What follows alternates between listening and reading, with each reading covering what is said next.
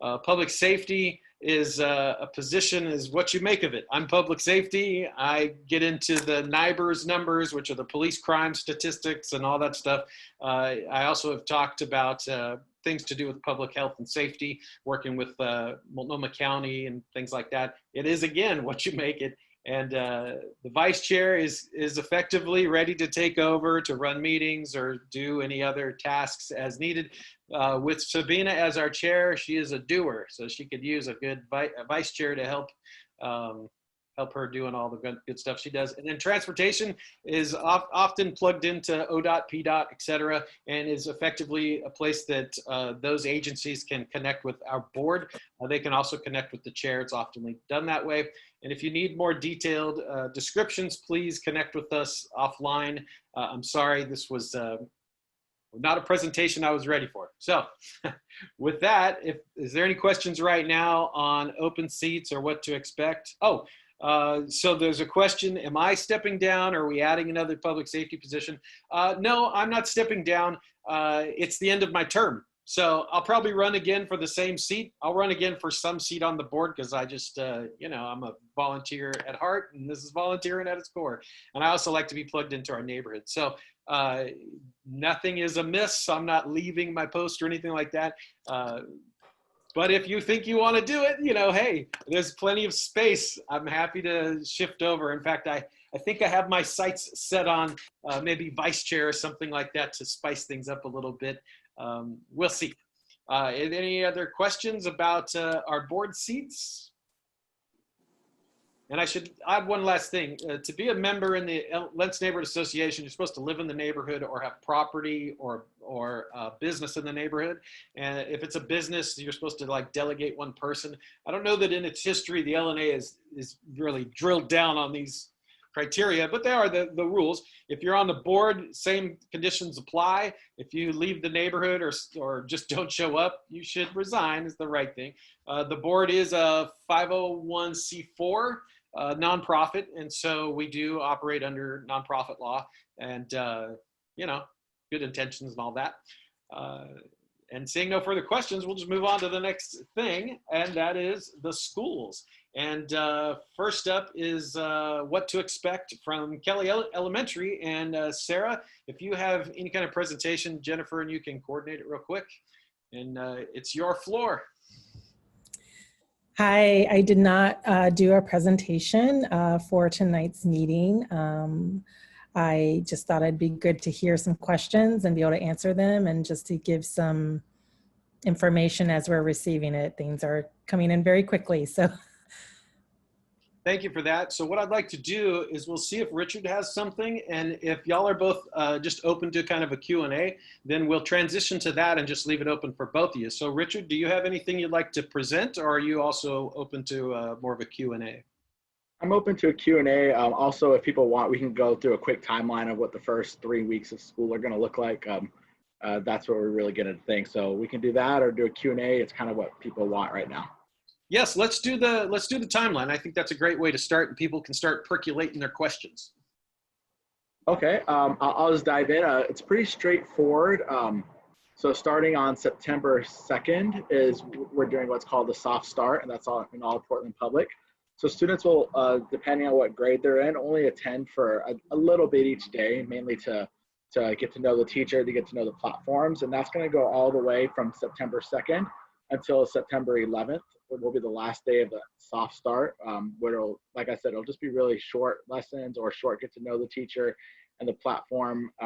At Lent, we're going to be engaging our teachers to reach out to parents in their classes to engage for at least a 15-minute meeting to try to go sit down and explain to each parent and family what the schedule is going to look like, because come September 14th, we're in and until November, we're in our distance learning phase, which is going to be a lot more intense than maybe it was last spring. We'll actually have students attending live synchronous lessons with teachers, and the big focus, though, is going to be around small group instruction. So teachers will be meeting with smaller groups to work on skills that those students need around the content that they're supposed to be getting. That's a lot. Yeah. So is there anyone that has any questions for Principal Smith at Lent School? You feel free to put them in the chat, or you can also raise your hand. Or Principal Fish, either one. Yep. And as folks are thinking, so I have a question. I have 3 kids, 2 in PPS, and last year's rollout of online learning was a bit tricky. And so you're saying that it's a more intense distance learning, and I assume that means that over the summer months you guys have had a little bit more time to plan and prep. I understood that they were not using the same system they used last year. Is that accurate? Or last year, whatever. Yeah, I'm happy to respond to that. There was lots of learning over the summer based on feedback from families, students, and teachers. And so some of that feedback was around the learning platforms, especially overwhelmingly what PPS heard from families was that it was really difficult navigating so many different platforms if you had multiple children in various schools. And so really trying to consolidate and align that. So K through 5, so your typical elementary, will be using Seesaw, and those live learning sessions that Richard talked about will be through a Google Meet link, but all learning activities will be housed on the Seesaw platform, which if you had a child or a student in K2, you might already be familiar with that platform. And a lot of our teachers in grades 3, 4, and 5 have been attending trainings and will continue to do so during that soft start so that they're really familiar with it. And then grades 6 through 12 are all going to use Canvas as their learning management system to house activities and assignments and projects and things like that. Okay, and it looks like in the chat we have a follow-up question with that. So what type of professional development have the teachers had access to this summer? And then what learning opportunities will be available for families to ensure that they have the skills to support their student? Yeah, there's been quite a bit of professional development offered over the summer. Of course, it's optional for teachers to attend the summer professional development because it's off their contract, but there's been around platforms about family engagement. Even at LNA, we try to pilot a summer school type program where teachers went out and met with families, doing home visits, working with them to see what their needs are around education. But what's more important, I think, to focus on is that during the soft start, the 2 weeks we talked about, the teachers will also be engaged in a couple hours per day of professional development. And that's going to be on how do you teach an online lesson? How do you use these platforms? How do you engage with families? So those best practices around that. As a district and as a school, we're going to be looking at a book that's around what best practices are in distance learning. And so we'll be talking about that as a campus, as a district, and teachers will continue to attend those. And during the course of the year, even after the soft start, there'll be a lot of professional development around what online learning looks like. And we're going to really have a heavy focus on especially what family engagement looks like. And speaking of family engagement, we had another question coming in about the immersion programs. Kelly and Lent both have different immersion programs, Spanish and Russian. So what would the engagement model look like for like the kindergartners coming in, or just for any of the students when the parent may or may not speak the foreign language that their kids are in? Yeah, that was also a feedback that we heard across the district from families in all of our immersion programs was, just the need to have things in both the immersion language as well as in English, so parents can help support their students.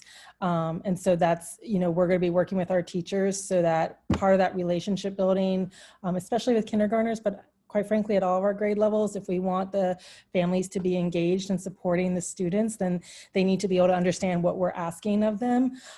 What I like about the soft start, but also that hard start beginning on the 11th of September is a real focus on staying in touch with families, since we don't have this in-person, more physical way to be able to see parents and get a feel for how things are going. It's really going to be important to have those check-ins and those opportunities to discuss, how is learning going with your child and for you, and what other things can I do to support. Definitely still be some learning to do along the way, but you know, that's something we want to hear from families, and something that we're communicating to our teachers is the need to really think of it not only from the student perspective of how they're going to get into that immersion program, both with language and culture and access their learning, but also for families, how they can help support that at home.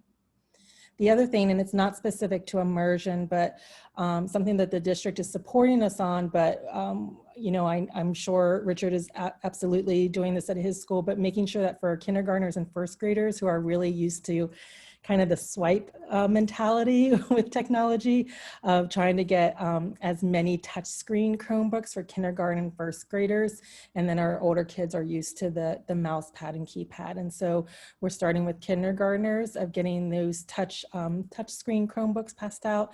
And then the district will move on to giving us enough for first grade. Thank you.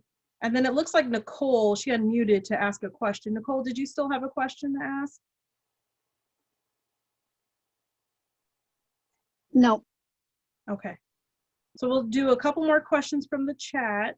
And we'll also, if anyone wants to have their email shared with Principal Fish or Principal Smith, please put that in the chat. You can share that directly with the host, and we'll be able to share that information. But another one of the questions that came up in the chat are, how will students with disabilities and 504 plans be engaged or supported in this comprehensive distance learning model? Yeah, so this might vary by campus. So I can speak a little bit to what Lent is doing. Meredith, I know you over at Lent, so I'll speak to this one. So in terms of the students with disability 504 English language learners, we're looking at those in different ways. And so, for example, the primary focus during this is going to be on small group instruction. So if you look at the English language arts block that all students will go through for K-8, there's a small mini lesson component where the teacher will teach a small 10-minute lesson or so. But then each student is going to engage in a small group of with that teacher on a daily basis. So that teacher will be able to really differentiate for the student and to try to meet the needs of what the grade level curriculum looks like. At Lent, we're very lucky to have some interventionists also.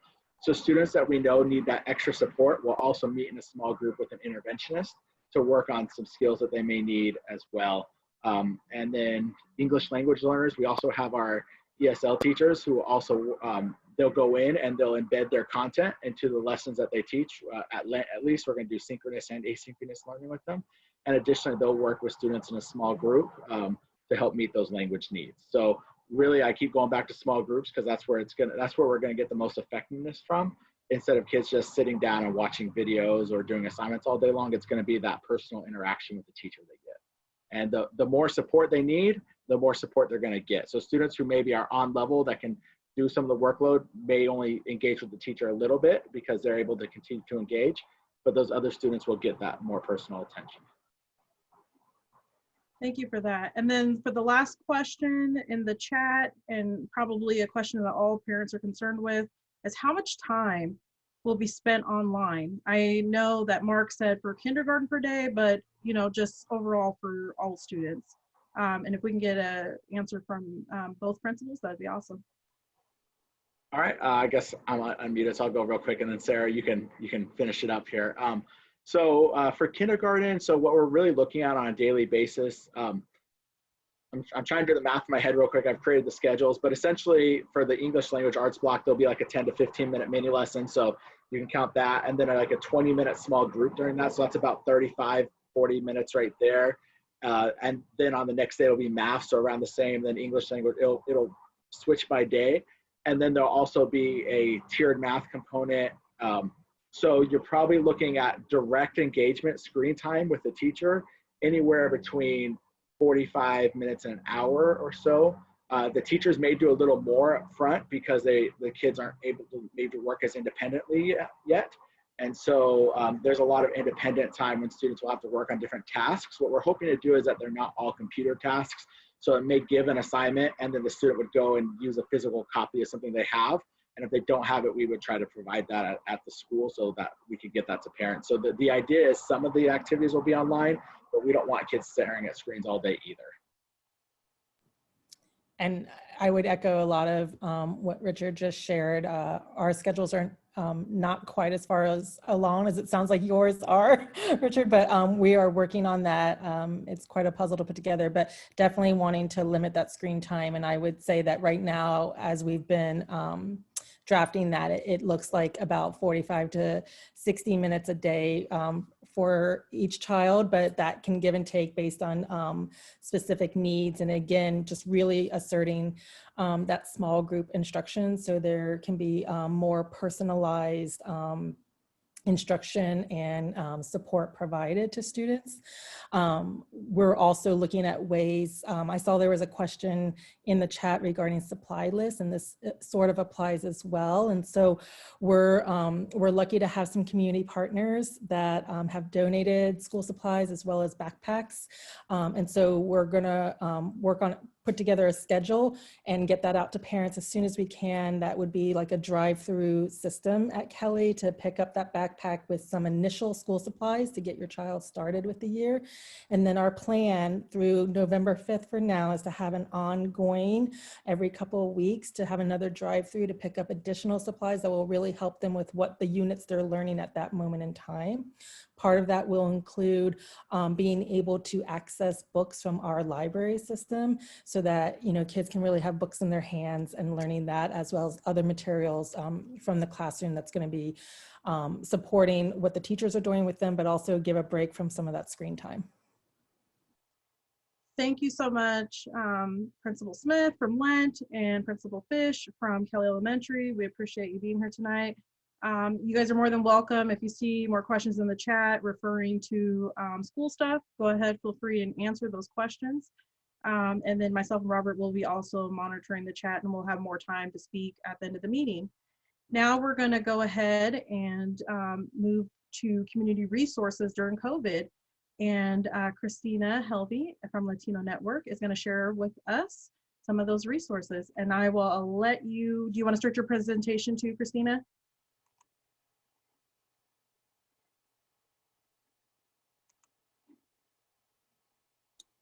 Sorry, if I open the presentation, I can't see myself. I apologize. So yeah, I'm gonna try to do this. If anything happens, Jen, can you please help me out? Of course. Okay. So why isn't it? Do you guys see anything? No. Okay. Hold on a second.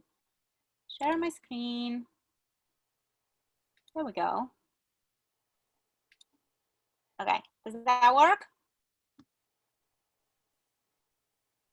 Can you guys see it? Yes, we can. Okay, awesome. All right, so I'm gonna try to be as fast as possible and give you guys as much updates and as much information as I have right now. So this is my contact information.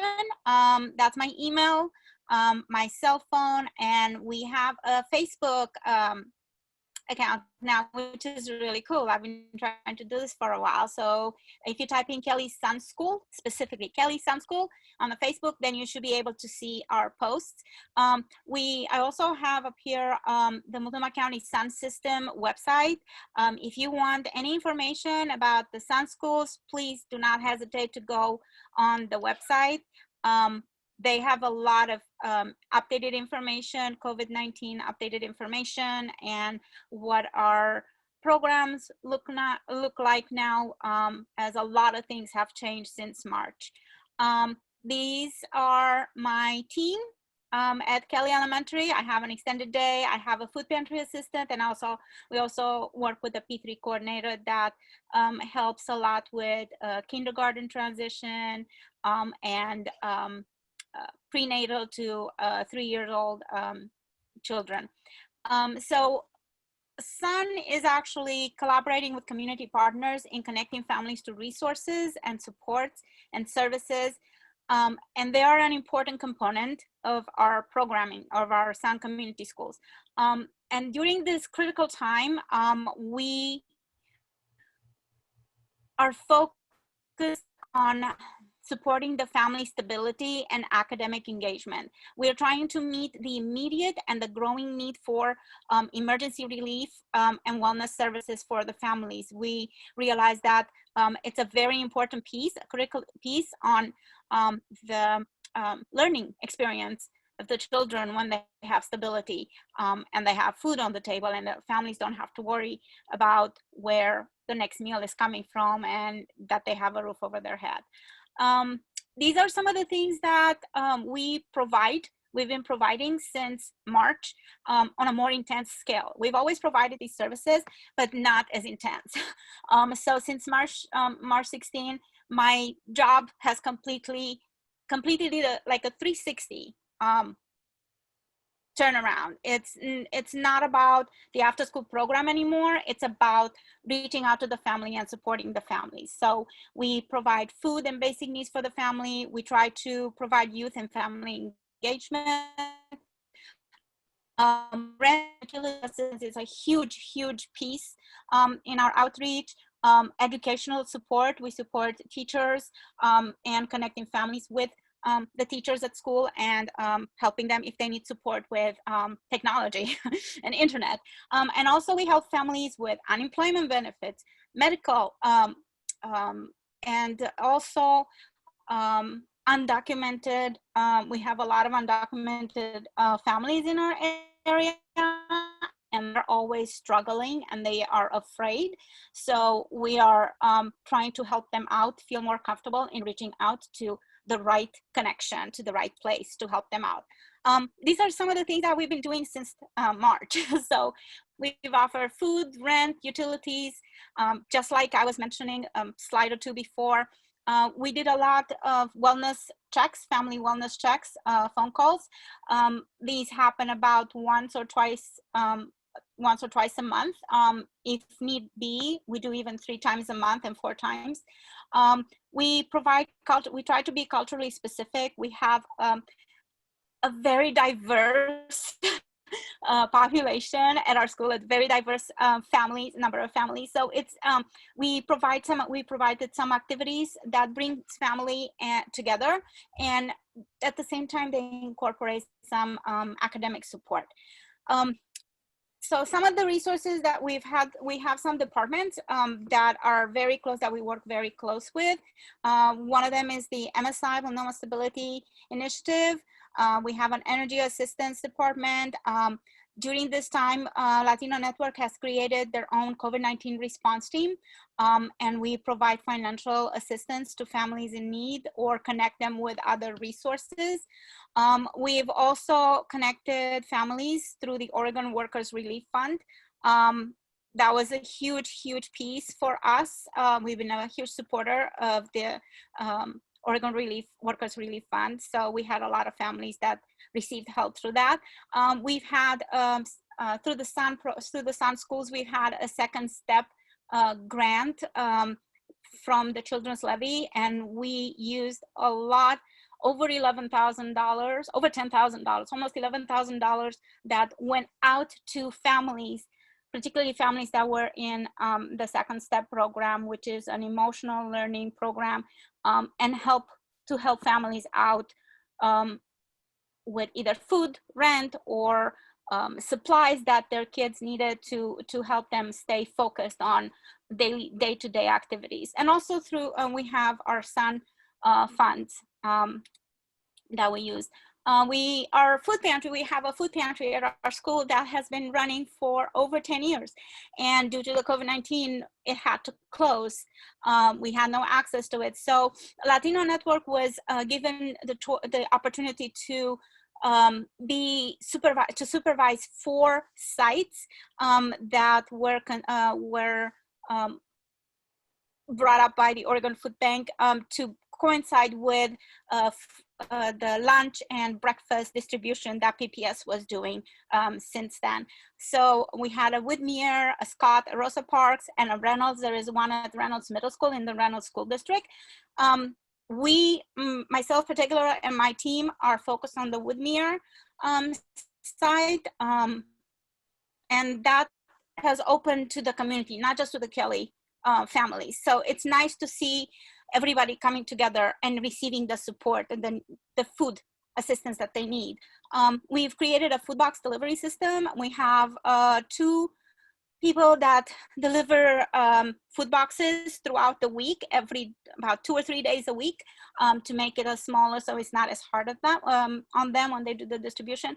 But we also have 2 big supporters of our food pantry that we shifted the funds to help support the families with gift cards. What before was just food coming in and money that was financial support that was going towards buying food. Now we're buying gift cards, so families have the choice to go to other places, to different stores to receive to buy food for their families.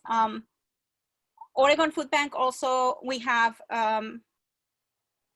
we receive food from them, we buy food from them, so we distribute not just the food from the OFB, but also when the situation calls, then we supplement with gift cards for families. If, for example, if we ran out or not, if we ran out of food. One thing that I wanted to bring up is that since we started, these are the numbers for April and May. I don't have the updated numbers as they are being compiled into 3 months into one report.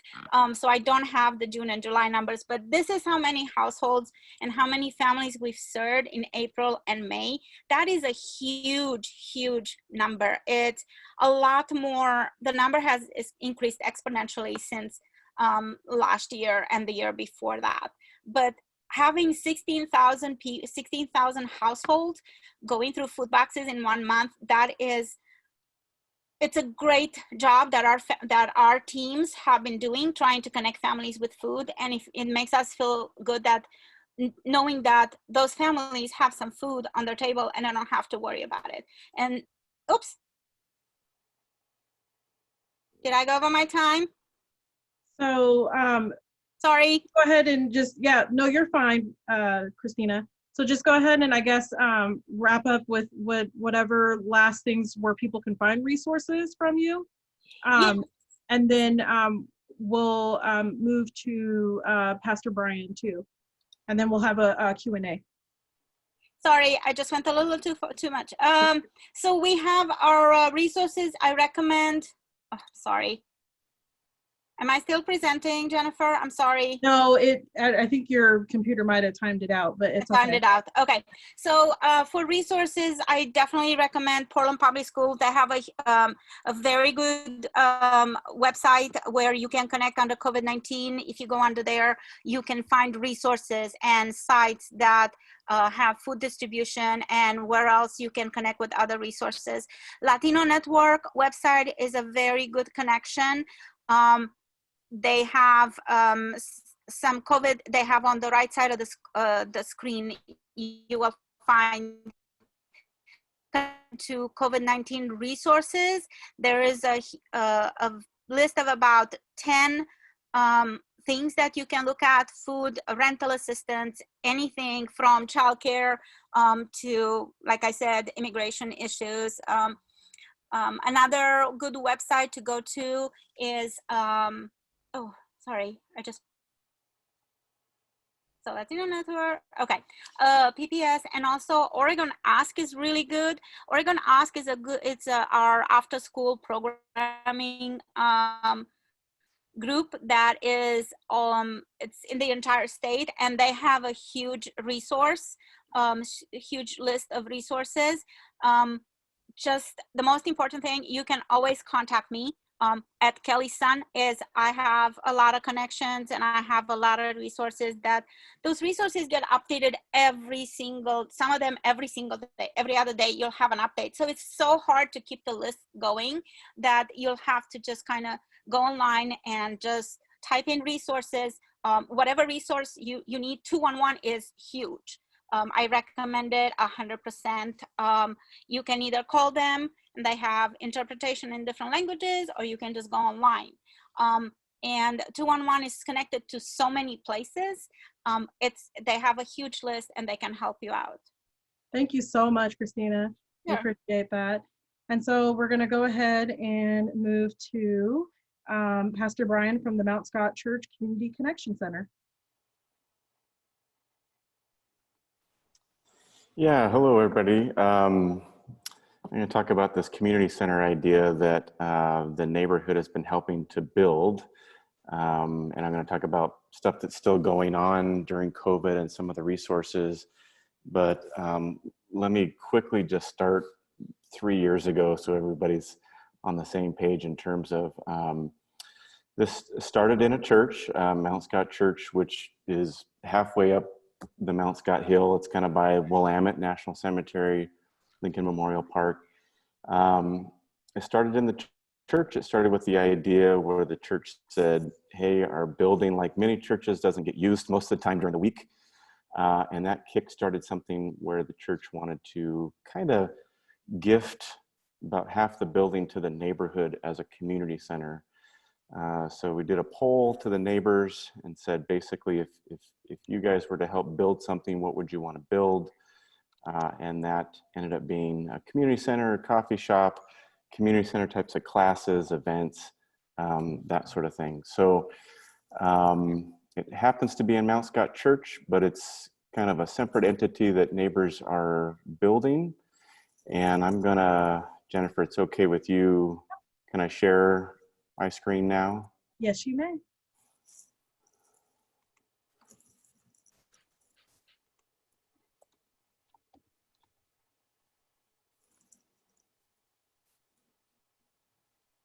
So there's a separate website.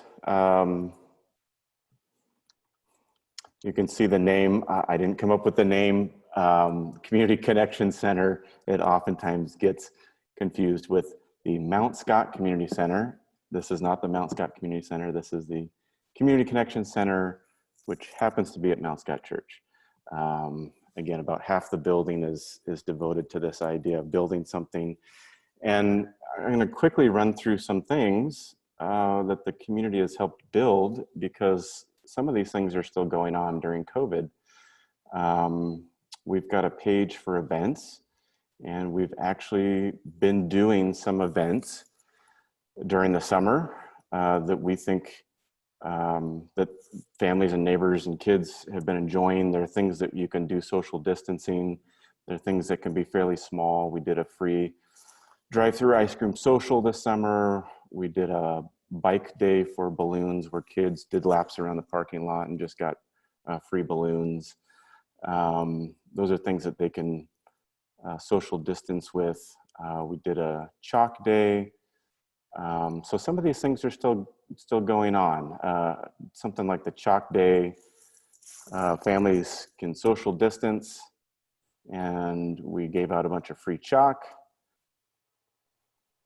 and decorated the parking lot. It was a lot of fun, and we plan to do more stuff like this. We have a huge grass field.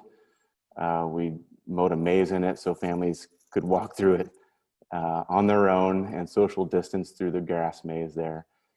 So if you were to get onto our newsletter on the homepage here and sign up, you can hear about some of these things: activities for kids, activities for families. We also do a lot of community center stuff. The neighborhood asked for that, and they've been helping to coordinate a lot of this stuff, but I'm going to come back to that. We used to have several classes. These are classes that the neighborhood, if there's qualified people in the neighborhood, they're teaching some of these classes. And we've done some of these in the summer. We've done some outdoor social distance art classes for kids. Kids or families sit at their own table. It's outdoors. They wear masks. They don't share supplies. So there's some things like this that we're doing. You can check out the classes page. We usually run local artists through, have an art gallery. We have a huge park. Families really appreciate the huge park, bring their dogs there all the time. We used to rent space to the neighborhood. That's kind of not really happening right now. We're in the middle of building a coffee shop for the neighborhood. It's going to be you can see some of the almost finished pictures of the coffee shop there. And then I'll come back to events, community service. I kind of consider everything that we're doing, even on a small scale, is a resource for families and kids. But community service, we do a food pantry here. These are things that people can still get involved with too. I mean, if you need food, you can come get food, but if you are willing to donate food, we appreciate that as well. We partner with a lot of different people. I'm skipping a lot of stuff here, but I'll just say we partner with a lot of different people. This is a partnership with DHS and an organization called Embrace Oregon, where we act as an anchor site for foster families. And this is something where we're meeting specific needs for foster families. If you were to go onto their website, and if you can meet a certain need, then you pledge to donate it, you bring it in to our site, and then that family can pick it up. Or if you're a foster family, you can also sign up for any need. There's other things we're still doing during the COVID timeframe. Our Neighbor program is something where we have adopted some neighbors in need, whether that would be somebody who's disabled, elderly, without financial resources, that sort of thing. We have a team of 3 to 5 folks at a time that go out once a month and help with their landscaping needs, mowing, maybe some light repair work, some painting jobs. We repaired a fence one time. So you do have to meet a certain need requirement, and teams are still going out. I've lost most of my volunteers, so our crews are pretty skeletonized that are going out to still do these. These are mostly outside projects right now during COVID, but so we could definitely use more volunteers as well if anyone wants to do community service. So I'll wrap up by saying there's other things to check out on the website. There's other things to get involved in. There's resources that could help folks, but there's ways to get involved. So this is something that's a community center that we're building for the neighborhood, and we're asking the neighborhood to help build it, run it, plan it, facilitate it, et cetera, et cetera. So with that, I will stop sharing. Thank you so much, Pastor Brian. We appreciate everything that the community center is doing for our community, and then also building the community as well. Our next item on the agenda is toll options to approve the I-205 travel. We have a presentation from ODOT, and it's going to be on the potential use of tolls on a portion of Interstate 205. This is the opportunity also during the presentation, if you have questions, go ahead and put them in the chat, and go ahead and take it away, Jennifer. Well, Lucinda's actually going to speak. Is it okay if I share the presentation though? Yep, that is perfectly fine. Okay, let me get that up and running here. Okay, are you able to see that? Yes. Great. Thank you. Hey, good evening. Thank you. My name is Lucinda Broussard. I'm the toll program director with ODOT. I have with me this evening Jennifer Ravi, and I always think I say your name wrong, Jennifer, your last name. You're right. We're just going to go over some highlights of what we're doing out on I-205, and right now we're in a comment period, so we really want to get the information out so you can comment back to us and we can update our documents. Next slide, please. And then the next one, and then the next one. There you go. There we go. So here's the project area we're talking about. Stafford Road to OR 213. The gold that you see kind of with the dotted, the dashed blue line is the Abernathy Bridge. It started off with tolling on the Abernathy Bridge only, but we have dual purpose in what we're doing, not only to raise revenue for improvements, but also to manage congestion. And Matt will talk to you more about what those alternatives are through this whole corridor. Next slide, please. So why study tolls on I-205? Well, because there's 6 hours worth of congestion a day out there. Well, that was pre-COVID. We kind of don't know what post-COVID will be, but I think heard something last week where we're only about 10% down right now in traffic. So it wasn't like the early months where it was close to 60%. Now we're at 10%. So you'll see congestion coming back. Revenue not keeping pace. Gas tax are dwindling. The feds are not sending money like they used to. So that is almost dried up. So there's no money for not only improvements, but maintenance, because roads, they deteriorate, so do bridges. And then the multifaceted set of solutions, you know, it's not just tolls, it's tolls, ramp metering. There are other things that we're going to put out there, but tolls would be one of those things. Next slide, please. Back in 2017, 2018, after House Bill 2017 was passed, there was a value pricing feasibility analysis done. And there was a committee that did that. So represented most of the region, and they talked about big things. How could you do I-5 and I-205 tolling? And if you thought about the whole corridor from river to river, how would you get that done? They also talked about what kind of tolling could you do? Would it be managed lanes, which is you'd have one lane priced and 2 lanes would be free? Or would you do all lanes?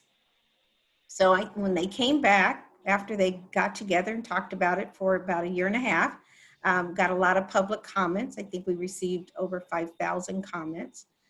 What they came up with was tolling on I-205, what I showed you, OR 213 to Stafford Road, and I-5 from Multnomah Boulevard to Going Street. Those were the 2 projects identified for beginning tolling, and they would toll all lanes in both directions. One of the things we kept hearing though throughout, not only then, we still hear it now, and I'm sure we have another slide that says that, but there are 3 things that we keep hearing. There's actually 4, but 3 that we are addressing. One is the Oregon Transportation Commission will address, is how do we avoid negatively affecting low-income communities? And I'll talk to you about what we're doing for that. Improve transit in the area, so that way there's a different mode of travel, so everybody is not beholden to the toll road, but there would be transit or other opportunities. And the last one was diversion onto the streets, and what did that mean for the communities? Matt will talk more about that. Next slide, please. So as I said, those 3 things, they're on this list too, and that top one is how can we implement tolls equitably, and where does the money go? We're in front of the Oregon Transportation Commission. We were there, their last meeting, which was a couple of weeks ago now, asking that money collected on the corridor stay on the corridor, which means that that money would be there for improvements within that area. We will be back in September to ask that question again. We had some conversation about it. They wanted some more information. We'll come back again in September to ask that question, and then we'll come back again to define corridors. So they're working on that one, which is one they could work on, and we're working on the other ones. Next slide, please. As I said, there were 3 things that were highlighted that we were working on, and one of them was, can tolls be equitable? We have convened an Equity and Mobility Advisory Committee. There are 15 members from not only lived experience, but also professionals, Southwest Washington, all through the Portland metro area. And they're talking about how to make tolls equitable. So they will actually work from now until we finish the environmental review process, which Jennifer will talk about. And that they're trying to they're doing a framework. We've given them a draft. They are going to adopt it once they add the things they want on it and finalize it. And they're gonna lay that on top of this whole toll program. And they're gonna come back with these things we believe are equitable, which we will be bringing to the Oregon Transportation Commission if they're not things that we can just adopt and do through the operation. Next slide, please.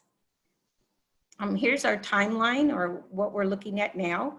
You can see that first blue part of the arrow started the feasibility analysis, and where we are now is at the environmental review process.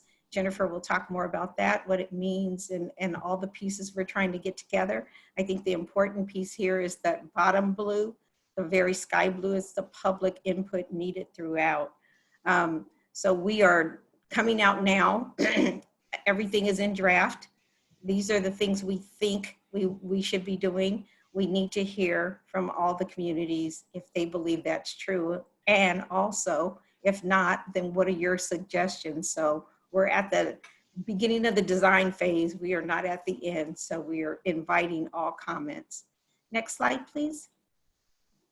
As I said, we're in a comment period. So it's 45 days. It started August 3rd. We do have an online open house with a survey. It gives you not only the, what I'm, just kind of the things we're talking about right now, how it all got started. You'll get some history, but it also will give you the alternatives that Matt will talk about. So he'll tell you about the 5 alternatives.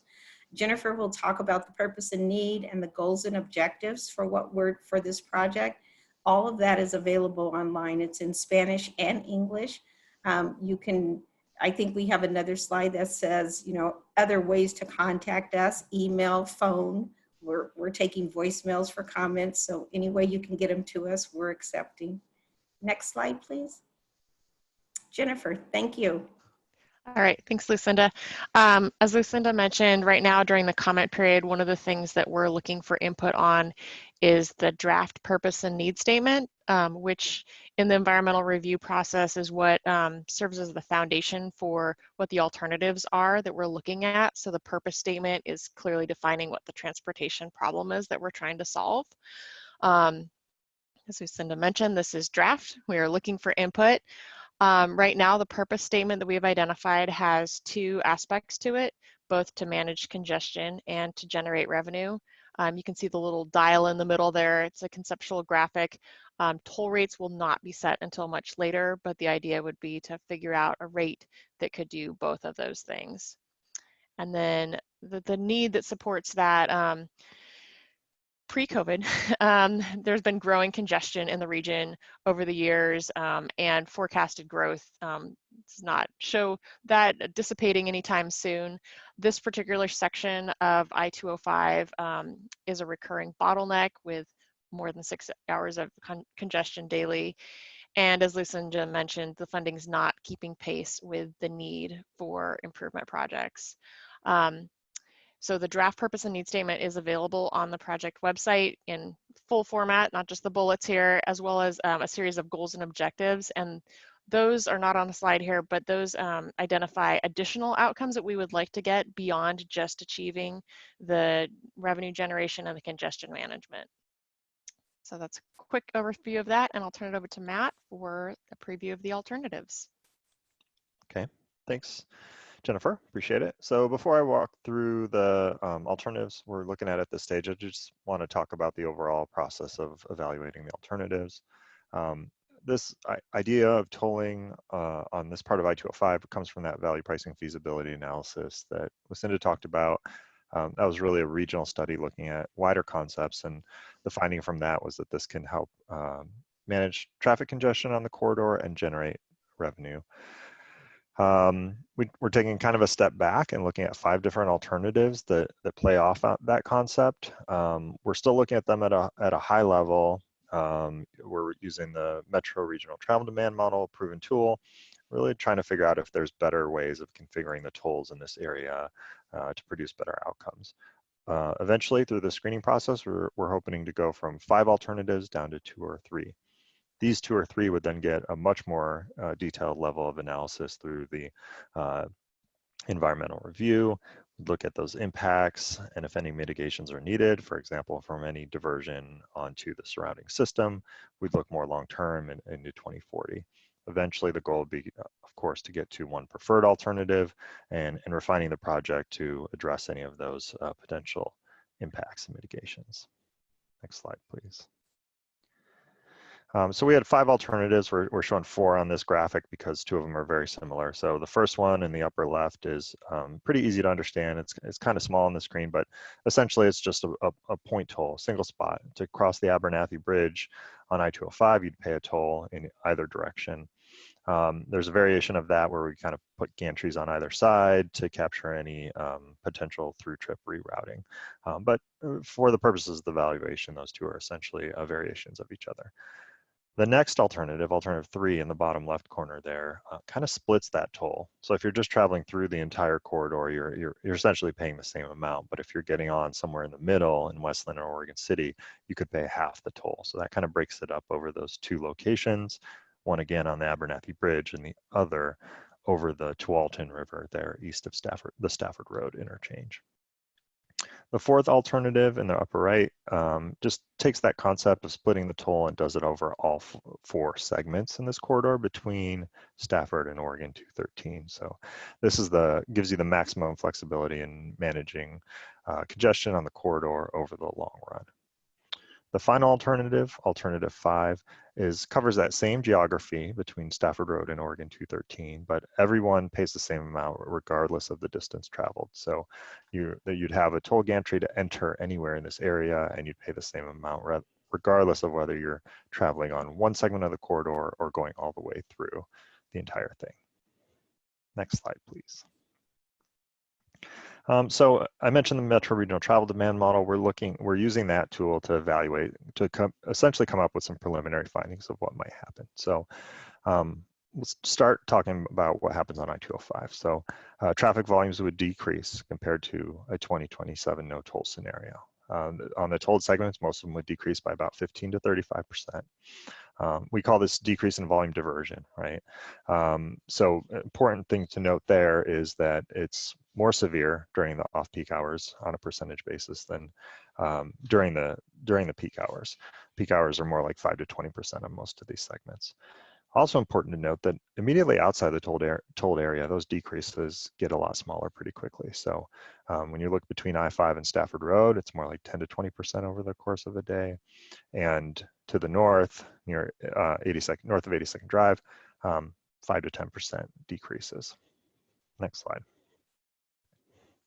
So I talked about the volume decrease, the diversion off of I-205. Where does that traffic go? That's what everybody wants to know. So there's 2 different pieces of it. One is the rerouting onto other roadways. So that's essentially people saying, I'm not going to take a toll, I'm going to take this different route. We break that out into 2 different pieces, which is kind of the regional component away from the tolled corridor. That's generally the same across all of our alternatives. And then the local component near the tolled area, which can be quite different depending on which of these alternatives we're looking at. Not everybody is going to either pay a toll or take a different route. There's going to be some changes in travel behavior. That can mean changing what time of day you leave, changing where you're going, or maybe sharing rides or taking transit. We have some indication of that from this early work, and that would be that fewer people would be driving alone. I'd see about 4,000 to 5,000 trips per day starting to share rides. We'd also see some shift to transit, but not that much, about fewer than 500 trips per day across our alternatives. Overall, there would be fewer cars on the roads and less time spent driving overall in the region in this alternative, or in all of these alternatives. Next slide, please. So we took this high-level comparison and we looked at a few different criteria. So we looked at this transportation demand on the system, the volume on I-205, the scale of that diversion off of I-205, both in terms of that rerouting and those behavioral changes. We evaluated cost and revenue overall, and then we looked at some qualitative considerations about how hard it is to implement this and how flexible these alternatives are to manage overall congestion in the long run. So we're comparing them against each other. There's no toll alternative in this level of comparison, although that would go forward for the environmental review process. All of this is leading to our recommendations. Again, we're looking to go down from those 5 alternatives to 2 or 3. Our recommendation at this point, next slide please, is to advance alternatives 3 and 4. So alternative 3 was splitting the toll between the bridges. Compared to that alternative 1, that single point toll, while the single point toll alternative 1 was pretty easy to understand and simple, it tended to have a concentrated rerouting effect through Oregon City and across the Arch Bridge. So this alternative 3 generally performed better overall. Alternative 4, I mentioned it was kind of the most flexible in the long run. And it sort of translates well to the overall system and gives you that best flexibility. Alternative 5 did well in some of the measures, but on the issue we saw with it was on the edges of it, it tended to have a concentrated rerouting effect, potentially impacting Gladstone and kind of that west part near the Stafford Road interchange. So this is kind of our team's, initial take on this situation of what alternatives we think should go ahead and go forward. But we're going out to anybody who will listen to us and hoping to hear thoughts and impacts and guidance on if we're going down the right track. Thank you so much for the presentation. It looks like we had some questions in the comments in the chat. One of the questions was, is this a done deal? And I think you answered Morgan's question about the congestion and how you guys come up with that. And then how does public transportation figure into this? So if we could have someone comment from your team on those two questions. So I can I'll do the second one first and I'll come back to the other one. So how does transit play into this? We have a transit multimodal group, which is made up of regional partners. We are looking at transit, not only what transit is out there now, but when we do the environmental review, we'll be looking at the 2040 model. So what transit will be in the area. We're also looking at how does that work with whichever one of these, we don't know which alternative is going to go forward, but whichever one does, we will be laying a transit lens over that one also to introduce more transit if necessary. And then I think the other question was it a done deal? Yeah. And tolling is, yes, we will be doing tolling. Okay. We have another question in the comments. What cities our size have implemented tolls like this that you're basing, like what will happen to these traffic examples on? Like what cities did you get these examples from? So many, almost every major city in the US now has tolls. I don't think there's a major city that does not have tolls, and some of the smaller cities. Oh, sorry about that. Sorry. In Texas, I would say there are 4 agencies in Texas. There are 3 or 4 in Florida. You have New York. You have mostly all the East Coast. So tolls are pretty prevalent around the nation right now.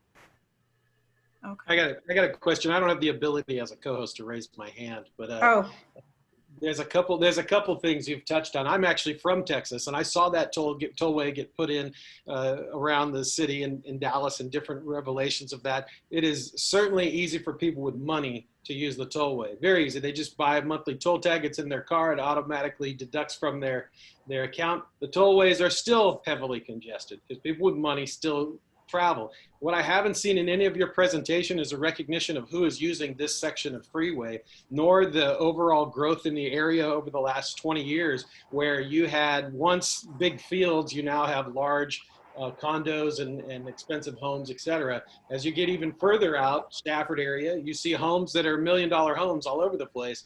Some of them, multiple car families, they're not slowing down for something like tollways. They're going to still be on the roads, and I don't see any accounting for that. And finally, outreach. Outreach is a big deal to me. You know, we have a city that's estimated at something like 640,000, I believe, and I didn't see anything that talked about the number of people using this section, nor what your commitment as an organization or agency is relative to outreach. Are you going to take 200 people and you're done? You're going to take 5,000 before you're done? Like, is there a number before you finish an outreach period? Because I submit to you that I've seen this happen in Lentz all the time. They do 200 people, we're 22,000, and then they walk away and they're done, and that's it. And they go, look, we engaged the neighborhood, when in fact they didn't. And then people are left picking up the pieces afterwards. Hopefully that all makes sense. It does, and thank you. I would say for outreach, and realize it's virtual now and not so much on the ground. We are doing outreach. We have done, we have a group called Community Engagement Liaisons, which live within those neighborhoods along the corridor, who in their own language actually handle the survey and talk about the program to their neighbor, to friends. They get together on conference calls. So they are out there doing that kind of I would call them on foot, since we're not on foot anymore. We have webinars, we have the online open house, We're about to do radio. So we are trying to reach the communities. If you know better ways for us to do that during this virtual, we're more than welcome. Yeah, we're looking for that. We are going out and doing what we believe. I think we envision. So we're doing television, radio. We've done Facebook, webinars, online open houses, our community engagement liaisons. The only thing we're not doing, which we would be doing if this was not a pandemic, would be the community festivals that are happening in communities. Or I've seen the things going on at the church. That would be a place we could show up. So if you have other ways for us to do that, we are more than interested. And then Matt can talk about, so that was one. Matt can talk more about the population growth and what's going on, because he's using those models now to do the alternatives, and he'll be using a further out model to continue. Okay, Matt. Yeah, that's exactly right. We're at this point, we're looking at 2027, so there's some degree of growth included in that. In the environmental assessment, we'll be looking further out into 2040, and that's all built into kind of the regional modeling tool and the framework. Those are kind of assumptions. There are certainly assumptions about growth included in our analysis of what's going to happen with these tolling scenarios. Thank you Matt, so much. sorry, Matt, if you could reflect on the growth that's already happened, because you're looking forward, and I appreciate that, but what you're seeing with 6-hour delays is the growth that's already happened, the growth that surpassed what that highway was built for and what that area. So how does that backward look impact the forward look? Because that's what we're dealing with today all across Portland. The growth that's happened here in Portland over the last 5 to 10 years was not properly predicted. So that's really where I was getting at. When you look at this model and you're like, well, going forward, the fact is that highway wasn't built for the traffic it's handling now. So how does that factor in? Yeah, I mean, I think you're right. It wasn't. You know, the growth projections are there because that growth has happened in the past. We get questioned on it, or in the region we get questioned on it. Well, are we really experiencing that growth, or is that going to be happening? And we say, well, historically it's happened, and we think it's going to continue to happen. You know, part of the reason there's congestion on the corridor is, you know, there hasn't been funding for transportation infrastructure to keep up with the levels in the same way that the level of demand has happened. So I think that's, you know, this project is trying to address that kind of issue and the growth that's coming. Thank you so much, Jennifer, Matt, and Lucinda, for your presentation this evening and answering the community questions. For sake of time, we're going to move into community announcements. We're going to allow 3 to 5 minutes, depending on anyone that is on the Zoom call that has a community announcement that they want to share. So we'll give it about 30 seconds for someone to unmute and share their community announcement.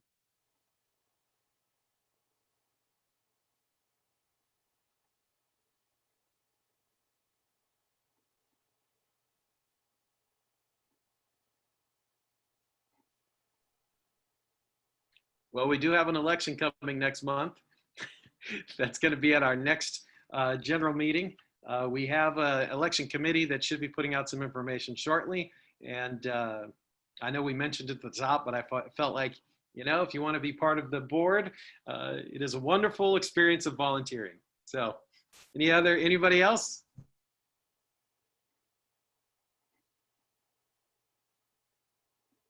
Okay, and it looks like we don't have anyone else for that. Any public comments at this time? And then Robert, if you want to facilitate this part. Certainly. So if you would just like to be heard amongst us or amongst some of the presenters that may still be around, this is your chance. You can use the raise hand feature, or you can unmute yourself and just say, I got a question. So does anybody have, excuse me, a comment. So does anybody have a comment to make? You can make it to the board, you can make it to the world, whatever you'd like.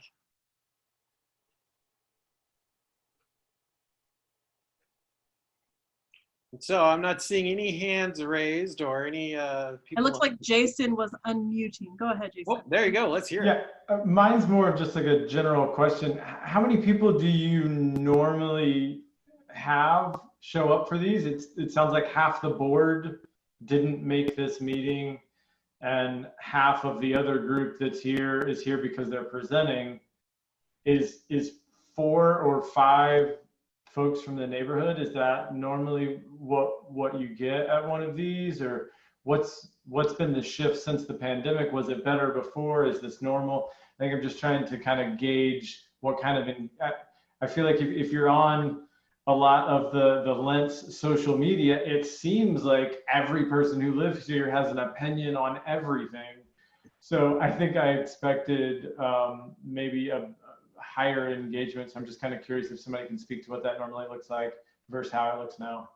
Thank you for that, Jason. And you're absolutely right. Our online participation is challenged. One thing that's happening is these meetings are being recorded and they'll be rebroadcasted. I can tell you, as a neighborhood association, over the last 2 years, we've seen numbers as high as 70 show up, topic-based. As far as engagement of the board, we are volunteers, right? So we're kind of stuck. We currently have 7 members on the board, one that doesn't even live in Lentz and one that hasn't been to a meeting in quite some time for whatever reason. So from that, you have 5, and of those 5, you have 3 here. I know that our chair is normally, I would say, 90% present and is a very engaging facilitator of these meetings. As far as the COVID impact, the first, I think, 3 months of COVID, we didn't have meetings. There just wasn't capacity with our daily lives as a volunteer group. And as we have kind of restarted that, it's been a bit tricky. We try to offer engaging topics. And I would submit to you that just as I was challenging ODOT there, what is engagement and how do you maintain it? Certainly in COVID, we had some wonderful principals and we've got some new folks come through. There are many community members that are aware of the neighborhood association. However, there are probably a larger number that are not. And that is a capacity of our volunteers, right? How much can we promote this organization? Sadly, and I guess I shouldn't say sadly, but the reality is the city looks at the Lentz Neighborhood Association as a representation of 22,000 people, right? And I'm on the board and I challenge that, right? I don't think that's a fair assessment. We internally typically reflect that we are a representation of our membership. And our membership is a very tricky thing to try to tabulate because effectively the old bylaws say anybody that ever signed in as a member and there's no sunset to that membership. So that gets to be a little dicey. So it is certainly a work in progress. I would say under Sabina's leadership, it has changed directions. It was largely more contentious. The reflection of folks and their differing opinions, certainly valid, and was present in the LNA, and there was a lot of just, chaos and stuff. And I strongly support that Sabina was critical in kind of making it better. And I think under her direction, we've seen much better presenters, much better presentations. I'm always impressed with the folks that make time to come through. A lot of folks are willing and happy to engage us. We just have to ask them. So you need somebody that can take those questions. We have Jason and we also have Jennifer here. If either of you would like to comment on your experience with the Neighborhood Association in response to Jason, please do. Yeah, so I'll just comment. This is our second Zoom meeting that we've had. And then as far as participants, the highest, so for the first one, we had about 26 participants, and this one we had 32. At the highest level, people coming in and coming out. And it really just goes back to what Robert says, topics of interest. But the more that everyone that's here that are neighbors of Lentz, the more you share the word and spread the word, the more that everyone gets an idea of what's going on in the neighborhood. Everyone gets a chance to have their voice, and then they get to learn these things or be a part of what's going on with like ODOT, and then also be a part of the events that these that the Mount Scott Church Community Connection Center has, or learn about the resources. So the more we spread the word to how valuable these meetings are, that's when we will be able to really gain more for our membership. Jason, did you have anything you wanted to add? I think that Robert and Jennifer did a really good job summarizing that, and I would agree with that summary. See, the membership and the meeting attendance vary quite a bit. You know, Joanne Hardesty was a really big draw, for instance. But yeah, it has dropped quite a bit with the online meetings. But you know, certainly glad to see your face here, and still getting great speakers. So very happy with that. Jason, do you feel like that answered your questions? Absolutely. Absolutely. Thank you all. I appreciate that. Does anybody else have a question or comment at this time? That's great. Hopefully, folks will take the time to follow up with some of these organizations as they were presented. You can see our agenda present on our website, and that has the name of the groups and the people that you saw come through tonight. I apologize that our chair wasn't here. She's an amazing facilitator. I may challenge her sometimes in her direction, but I do believe she's a great facilitator. Jennifer, do you have any other items? Not at this time, but coming up soon, we will have a neighborhood cleanup. We'll be announcing that at our next meeting. We do have a board meeting that if there's something that you want to add to the agenda, you guys are welcome to join us for that. And it's posted on the Lentz Neighborhood Association website. And then if for the next meeting, we'll have another general meeting coming up next month. And, you know, I encourage everyone to invite your neighbors to come to these meetings and share the knowledge of the things that we get from them. With that being said, we have nothing more. We're at time. It's 8:30 p.m. Unless anyone has any other comments, we're going to stop the meeting here. And I just would like to thank everyone for coming out tonight. I wanted to offer two final thoughts here. The board meeting is open to the public, but is intended to be a closed meeting. That is a very informal thing. So if you wish to participate or attend to watch and have questions, we usually try to accommodate that. It's not always feasible because that meeting is typically packed full of stuff. And then there was efforts around Baker's Tick. Baker's Tick is located over by 111th near the Springwater Trail. It's a big piece of property. The neighborhood association took a position that ODOT should, Metro should basically invest some money in fixing it up. There was a lot of community connection to that. So if volunteering and connecting on this topic is of interest, certainly more volunteers welcome to look into that. We don't have a proper report tonight, but you know, in the future. Additionally, at our next meeting, as we look at the election, we will also see the, what is it called? The, sorry, I'm looking at the wrong agenda. The one we missed. What did we miss? The annual report. So we'll have our annual report, and in that you'll get to see some of the great things that the Lentz Neighborhood Association has been a part of. It seems at time we're a small group, but we actually get a fair bit of things done, even if it's dysfunctionally done, it still happens. And thanks everybody for coming, and thank you, Jennifer, for taking the primary facilitator's role in this last minute. We all appreciate that. And I think Pastor Brian had one last comment. Go ahead, Pastor Brian.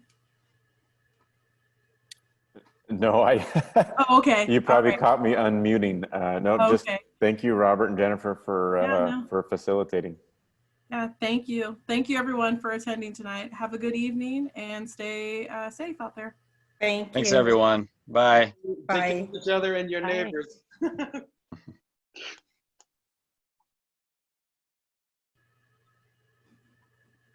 So Jennifer, as far as keeping a copy of the file or saving that file or